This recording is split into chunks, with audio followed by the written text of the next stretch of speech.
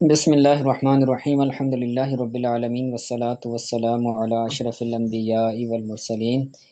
الحمد للہ مشکات شریف جو کہ حدیث کی کتاب ہے، اس کے اندر مصنف علیہ رحمٰن نے نبی کریم صلی اللہ علیہ وسلم کی احادیث کو بیان فرمایا ہے، اور اس کا طریقہ کار کیا ہے، اس کا جو ہے وہ طرز کیا ہے، وہ ہم نے جو ہے وہ پہلے لیکچر کے اندر، کل والے کے اندر ہم نے بیان کر دیا تھا۔ تو آج ہم پہلی جو ہے وہ حدیث پاک پڑھیں گے، تو شروع کرتے ہیں۔ فرماتے ہیں وعن عمر بن الخطاب رضی اللہ تعالی عنہ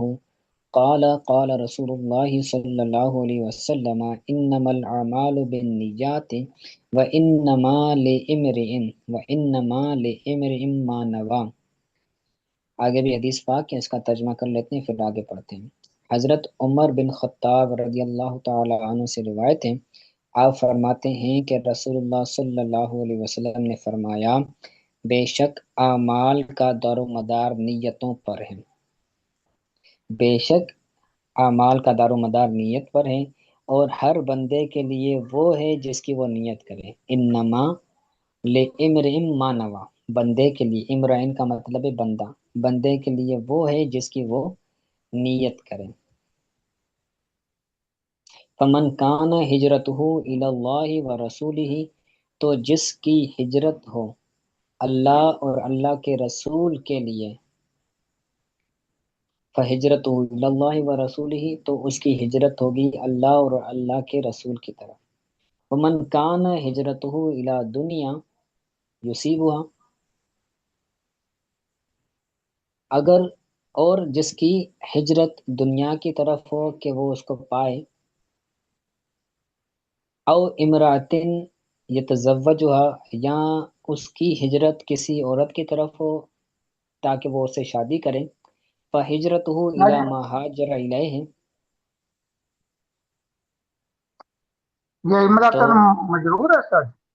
جی امراتن مجرور ہے، اس کا عطف ہے دنیا پر، دنیا مجرور ہے جی کیونکہ اس پر الا جو ہے وہ داخل ہے۔ جی دنیا کی طرف وہ ہجرت کرے جس کو وہ حاصل کرے گا، یا عورت کی طرف وہ ہجرت کرے جس سے وہ شادی کرے گا، تو جی فہجرتہ الی ما ہاجر الیہ، تو اس کی ہجرت اسی کی طرف ہوگی جس کی طرف وہ ہجرت کر رہا ہے۔ تو یہ نبی کریم صلی اللہ علیہ وسلم کی حدیث پاک ہے، اس کے اندر نیت کی اہمیت کو بیان فرمایا ہے کہ اگر کوئی بندہ ایسا ہے کہ جو بھی کام کرتا ہے تو اس کے اندر نیت کو پیش نظر کرے کہ میں جو یہ کام کر رہا ہوں اس کے اندر میری نیت کیا ہے۔ اگر میری نیت جو ہے وہ درست ہے تو پھر مجھے ثواب ملے گا۔ اگر کوئی بندہ ہے وہ پڑھتا ہے تو اس کے اندر اگر دنیا کی لالچ ہے اور دنیا کے حصول کا جو ہے وہ اس کو مرتبہ ہے، اس کو ذہن میں یہ ہے،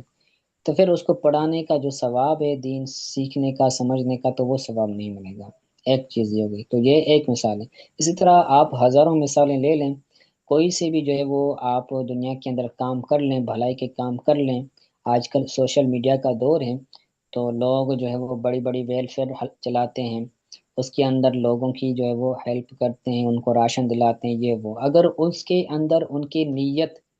جو ہے وہ اپنی واہ واہ کروانا ہو، اپنا نام، اپنی ویلفیئر کا نام دکھوانا ہو، تو پھر کیا ہو جائے گا، ان کو جو ہے وہ اس چیز کا کوئی بھی ثواب نہیں ملے گا، کیونکہ اس کی نیت کے اندر شہرت حاصل کرنا ہے۔ تو جیسی نیت ویسی مراد، تو ہر چیز کے اندر ہم نے نیت کو خالص رکھنا ہے، اور نیت کا جو ہے وہ ہم نے اچھا اعتبار رکھنا ہے۔ تو حضور صلی اللہ علیہ وسلم نے دو چیزوں کی مثال عطا فرمائی۔ پہلی تو فرمایا کہ جس کی ہجرت، کہ جو بندہ اللہ اور اللہ کے رسول کے لیے ہجرت کرے، ہجرت سے مراد ہے یعنی ایک جگہ سے دوسری جگہ چلا جائے، تو اللہ اور اللہ کے رسول کے لیے اگر وہ ایک جگہ کو چھوڑ کر دوسری جگہ جا رہا ہے تو پھر اس کی ہجرت اللہ اور اللہ کے رسول کے لیے ہوگی، یعنی اس کو ثواب ملے گا نیکیوں کا۔ وگرنہ جو ہے وہ اگر وہ ایک جگہ کو چھوڑ کر دوسری جگہ جاتا ہے دنیا کو حاصل کرنے کے لیے، جیسے بندہ بیرون ملک جاتا ہے، یا جو ہے وہ حرمین شریفین ہی جاتا ہے، لیکن اس کی نیت کیا ہوتی ہے، میں وہاں جاؤں گا، کماؤں گا، پیسے حاصل کروں گا، باہر ملک جاؤں گا، تو اب اس کی نیت کے اندر پہلے ہی یہ ہے، تو اب کیا ہو جائے گا، اس کی نیت کا اس کے جو ہے وہ اعتبار ہوگا، اور اس کا جو حرمین شریفین جانے پر اس کو ثواب مل رہا تھا، نیکیاں مل رہی تھی، تو وہ نہیں ملے گا۔ یا پھر جو ہے وہ ایک بندہ دوسرے ملک جاتا ہے کسی عورت سے شادی کرنے کے لیے، محبت کا چکر چل جاتا ہے، تو اگر کوئی بندہ جاتا ہے شادی کرنے کے لیے عورت سے، اور